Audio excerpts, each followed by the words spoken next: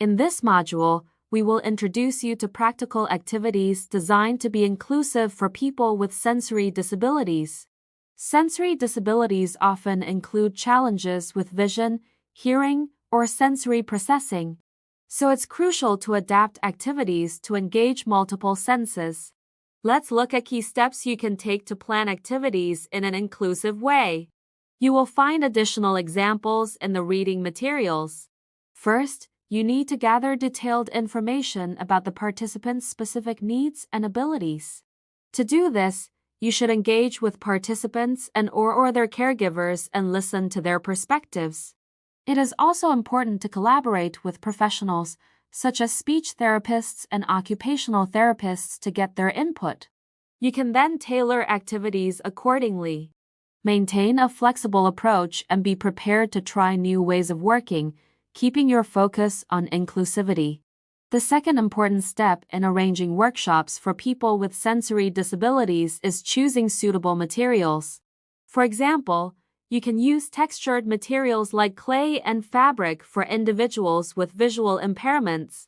If participants have hearing impairments, you can emphasize bright colors and light. For people with sensory processing impairments, you can include a range of sensory-friendly materials, such as smooth and soft textures and unscented paints.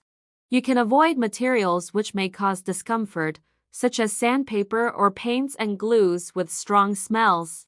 Ask participants for their preferred materials.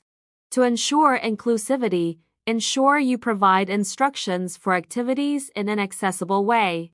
For people with visual impairments, you can use descriptive and clear language when giving instructions. Instead of saying, "Use the blue paint," you might say, "Take the thick paint from the left jar." If participants have hearing impairments, use the tactile signs to get the attention of participants. Pointing, a light touch on the shoulder if appropriate, and clear visual demonstrations.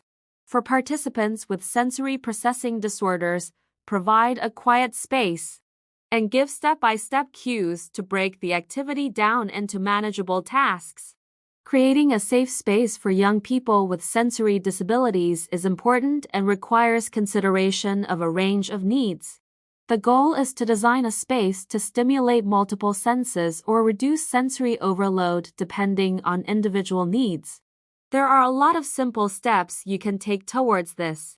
For example, you can manage noise levels to ensure you can communicate verbally with participants who have visual impairments. You could include resources with vibration and tactile feedback for people with hearing impairments, so that they can be included in auditory and musical activities. If you have participants with sensory processing disorders, you can establish quiet areas with soothing sensory resources, such as smooth fabrics, fidget spinners, and low lighting so that they can decompress and feel safe. Art is an important tool for education and self-expression. Making creative activities inclusive for people with sensory disabilities ensures that everyone can benefit from it. Let's look at some examples of how you can make art activities inclusive. Sculpting clay is an inherently tactile experience.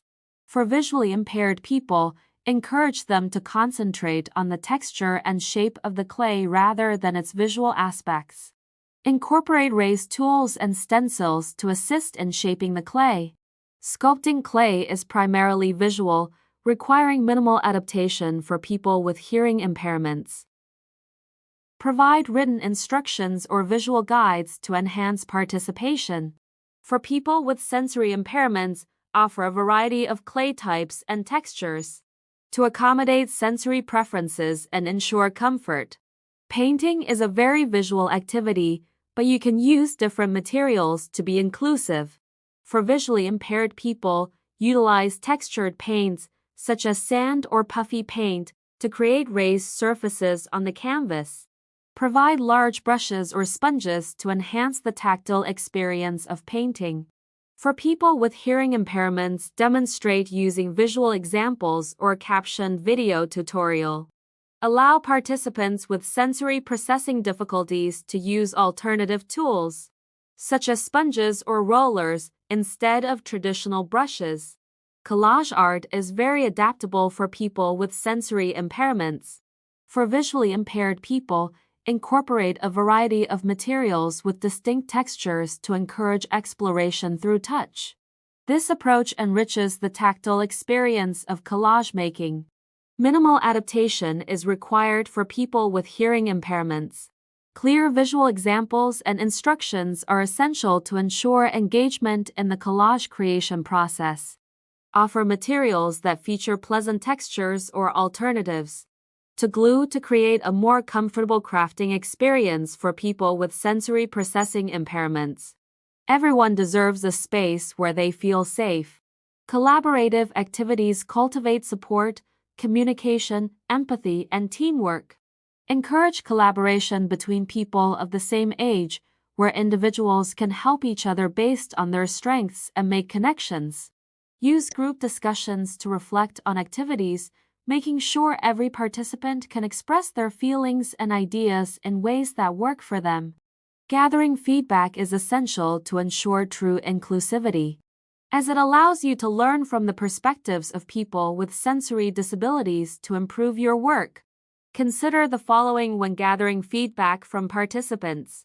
If the young person with disabilities is accompanied by a caregiver, involve them in the evaluation process.